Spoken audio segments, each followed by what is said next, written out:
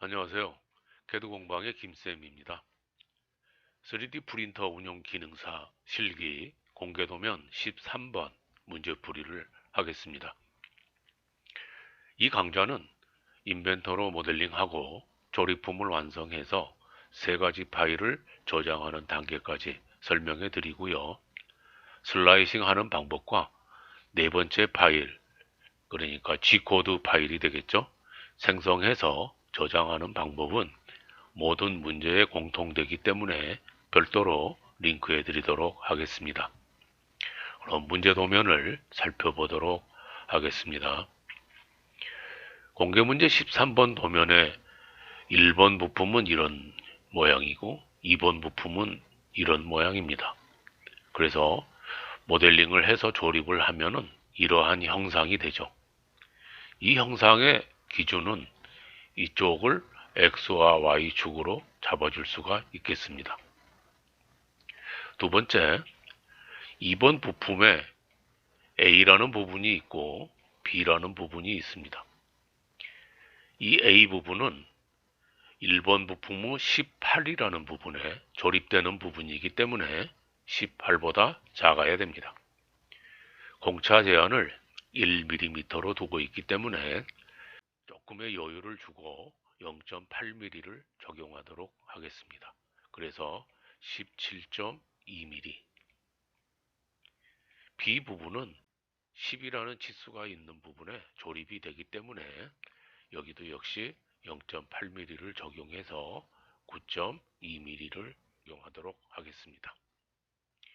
자, 그러면은 산출된 재원을 가지고 인벤터를 열어서 모델링을 하도록 하겠습니다. 인벤터를 열면 초기 화면은 이런 홈 화면이 열리는데요. 홈 화면에서는 프로젝트를 디폴트로 선정해 주시고 다음에 단위는 밀리미터, 도면 표준은 ISO를 적용합니다. 새로 만들기를 이용해서 부품 템플릿을 불러오고요. 부품 템플릿이 열리고 나면은 다른 이름으로 저장해서 다른 이름으로 저장에 들어가서 부품의 파일을 저장하는데요. 저는 바탕화면에 13번 폴더를 만들어 놓았습니다. 여러분은 시험장에 감독관 선생님께서 어떻게 폴더를 만들고 어떻게 파일을 저장하라 하고 지시를 하실 겁니다. 그러면 그 지시되는 내용대로 따라서 하시면 되겠고요. 또 한 가지는 1번 부품과 2번 부품은 제출을 하지 않습니다. 따라서 파일 이름을 여러분의 임의로 결정을 해주면 됩니다. 저는 부품 1이라는 이름으로 저장을 하겠습니다. 먼저 우리가 잡아놓았던 XY축이 들어있는 XY 평면에 스케치를 합니다. 여기에서 정면의 이 사각형 부분을 스케치를 하는데요. 직사각형을 내려서 두 점 중심 직사각형을 이용합니다. 그래서 원점을 중심으로 잡아서 가로가 26mm, 세로가 18mm가 되는 사각형을 제도를 해줍니다. 다음에는 가운데에 있는 또 사각형이 있죠. 이 사각형은 각각 4mm씩 떨어져 있습니다. 그래서 간격 띄우기 이용해서 안쪽으로 4mm만큼 간격을 뗍니다. 치수를 이용해서 여기와 여기 사이는 4mm. 이렇게 제도를 하면은 기본적인 스케치가 완성이 됐습니다. 스케치를 마무리하고 돌출을 열어서 프로파일은 이 부분을 선택을 합니다. 도면상에 보면은 평면이나 우측면을 봤을 때 가운데의 기준 축을 중심으로 양쪽이 대칭되어 있음을 알 수 있습니다. 따라서 대칭을 지시해주고 전체의 길이는 40mm입니다. 그래서 다음에는 위에서 아래로 관통이 되는 홈이 파져 있습니다. 그래서 윗면에 스케치를 하고요. 역시 안쪽으로 4mm씩 떨어져 있기 때문에 간격 띄우기를 이용해서 안쪽으로 4mm씩 간격을 띄웁니다. 치수를 이용해서 4mm라는 치수를 구속해 주고요. 스케치 마무리를 합니다. 다음에 돌출을 이용해서 프로파일 영역은 가운데 부분이죠.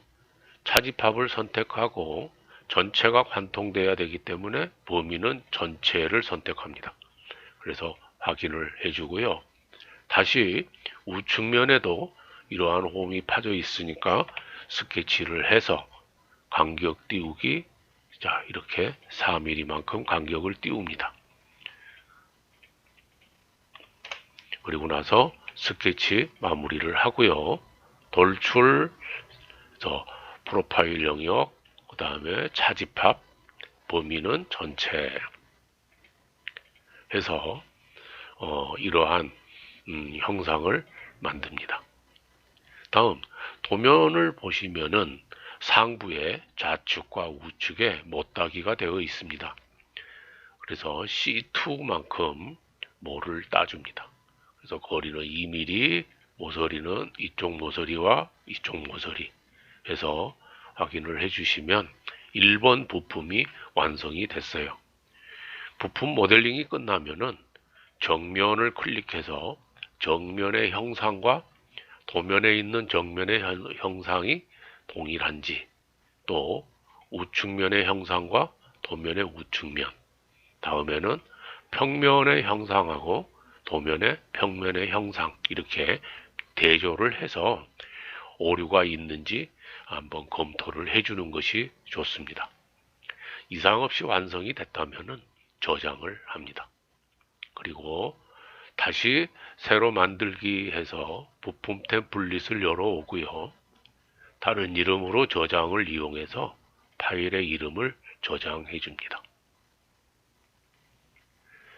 역시 XY 평면에 스케치를 하고요.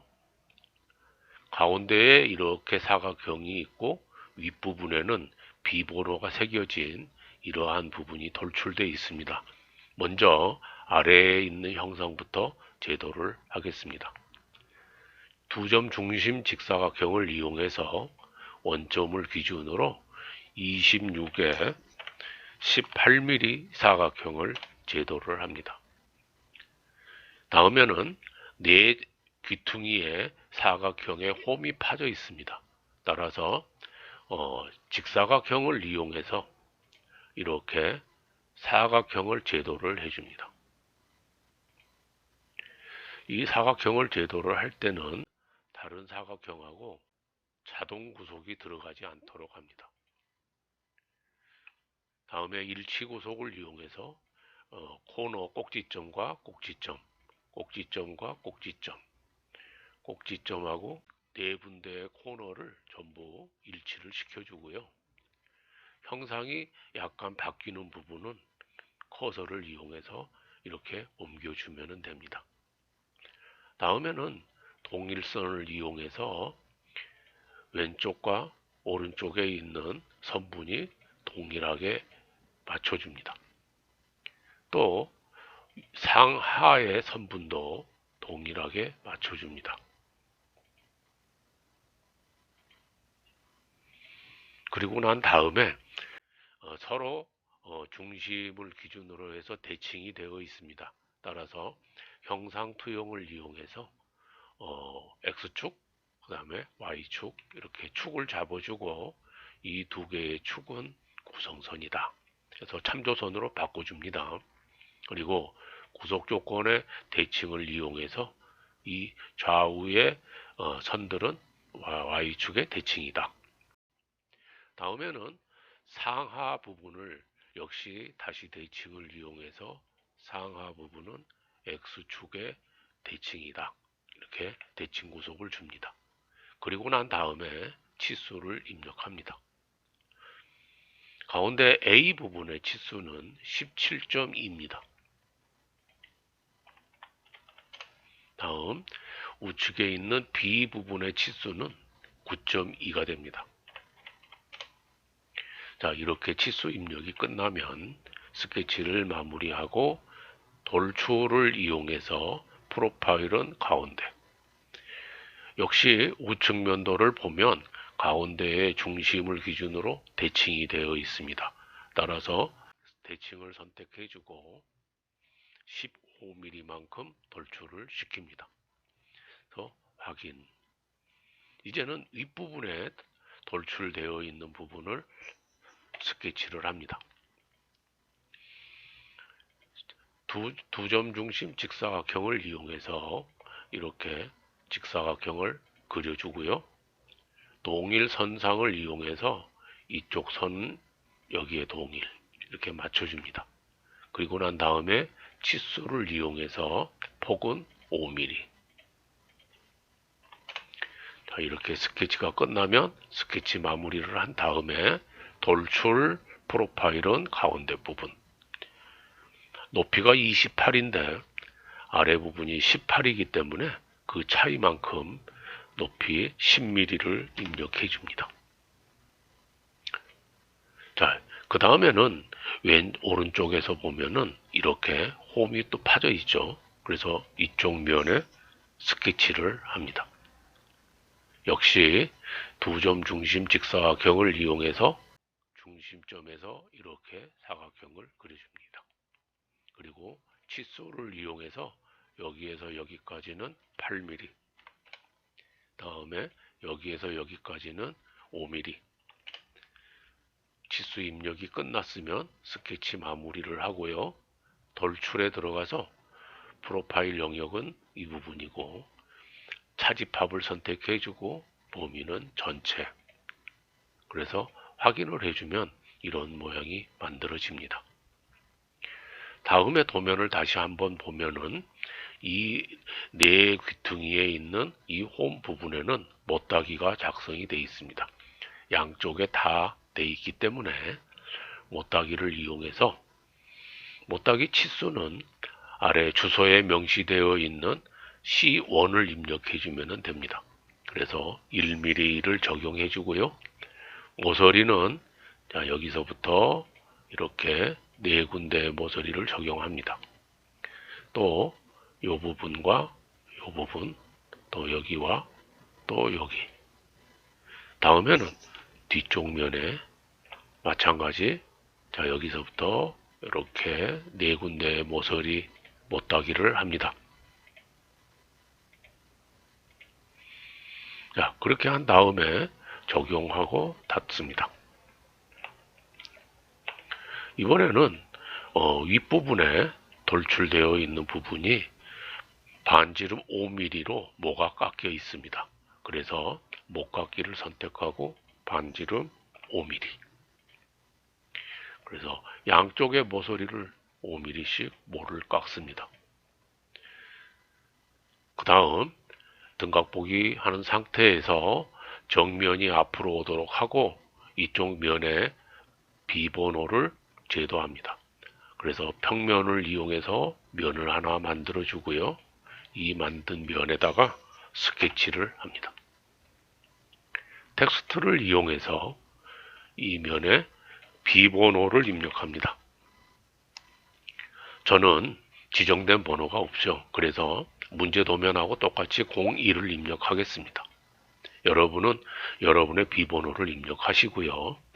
이 문자의 크기는 7 정도 주겠습니다. 공개 문제에 나와 있는 문제들을 보면은 대체적으로 6에서 8 정도 그 크기가 맞는데요. 좀 작게 생겨 있으면은 6mm 정도 주시고 좀 크게 입력이 되어 있는 것 같으면 8mm 정도를 주시고요.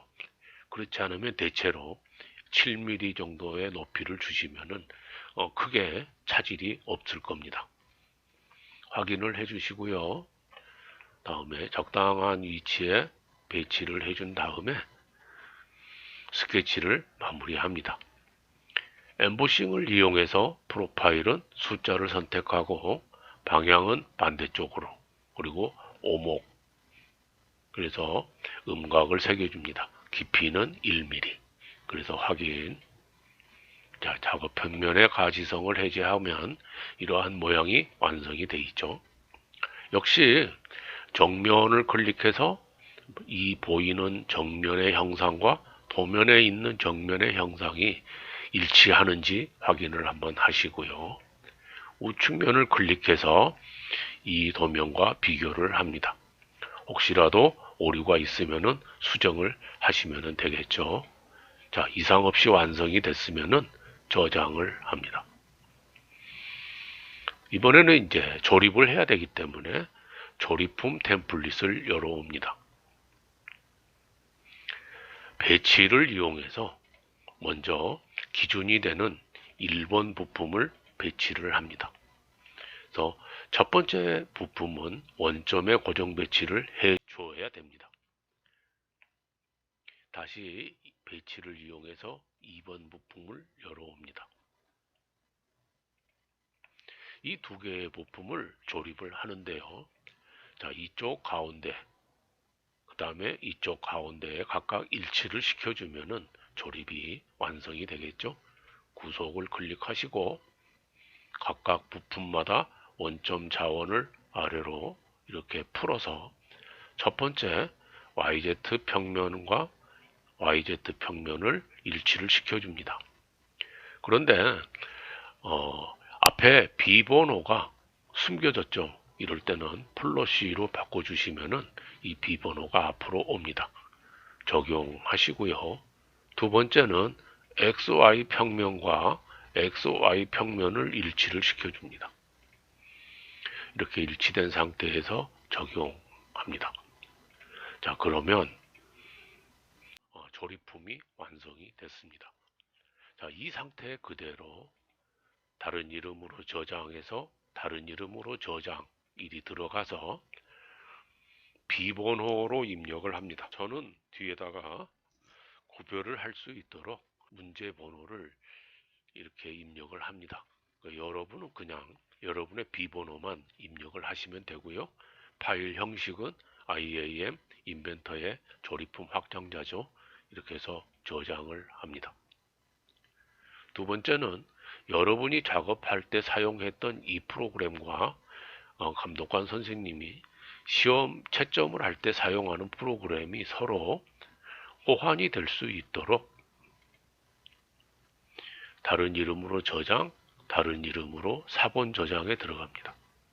그래서 파일 형식은 STP를 선택해 주시고 옵션을 열어서 프로토콜과 맞춤의 정확도, 스케치의 포함 여부를 선정해 주시고 확인, 그리고 나서 저장을 합니다.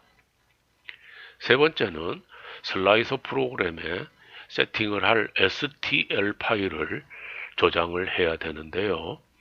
이 STL 파일을 저장할 때는 어떠한 위치로 자세를 잡아주는 것이 서포트도 적게 만들어지고 후처리하기가 편리할 것인가를 한 번쯤 고려를 해주는 것이 좋습니다. 지금 이러한 상태로 만약에 출력을 시킨다면 접합되어 있는 이 부분의 간격이 적기 때문에 접착이 일어날 수 있습니다. 그래서 저는 약 이렇게 세우겠습니다. 이렇게 세워주면 이 부분에 접착이 일어나지 않을 겁니다. 그래서 세워주는데 한 가지 여기에 보시면은 비번호가 새겨져 있죠. 비번호가 아래쪽으로 이렇게 있는 것보다는 위쪽에 이렇게 있는 것이 깔끔하게 나오겠죠. 그래서 이러한 모양으로 위치를 잡아서 저장을 하겠습니다. 그래서 다른 이름으로 저장, 다른 이름으로 사본 저장. 파일의 형식을 STL로 결정하시고 반드시 옵션을 열어줘 단위가 밀리미터인지 이거를 꼭 확인을 해 주셔야 됩니다. 이 단위가 센티미터로 되어 있으면 출력물이 10분의 1로 축소되게 되는데요. 그러면 실격되겠죠. 그래서 반드시 단위를 확인하시고 저장을 합니다. 자, 이렇게 해서 공개 문제 13번 문제 풀이를 모두 마치겠습니다. 구독과 좋아요 부탁드립니다.